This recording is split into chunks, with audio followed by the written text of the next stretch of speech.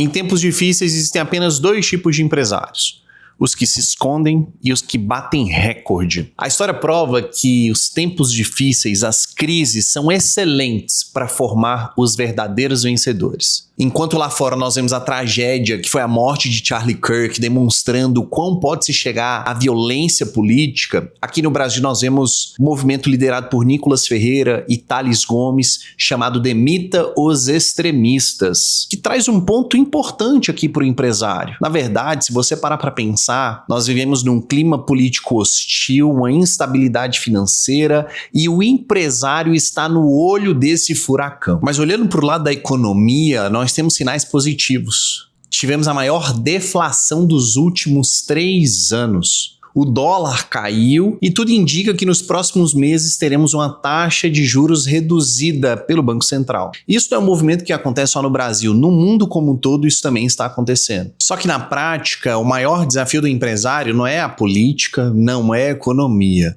O maior desafio do empresário hoje se chama gente. Nós vivemos o pior momento de mão de obra da história.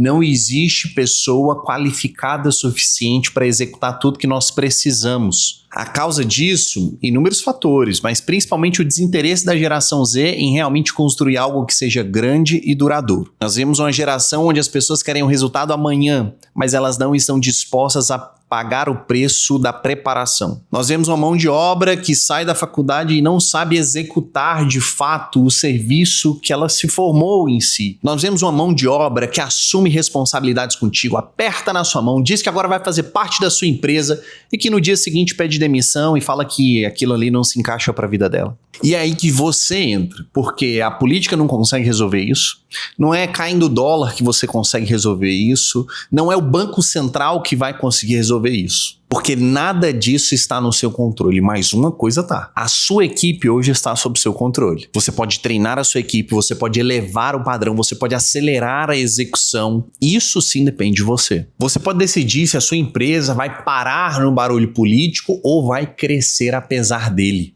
E eu tô falando tudo isso para poder te fazer um convite, para você se tornar a exceção das empresas que em momento de crise bate recorde. Isso depende muito mais de postura do que de contexto. Enquanto uns discutem, outros produzem. Enquanto uns brigam nas redes sociais, outros crescem. Crise é barulho, resultado é disciplina. Seja um empresário que não se deixa paralisar por conta de todo o contexto que nós estamos vivendo.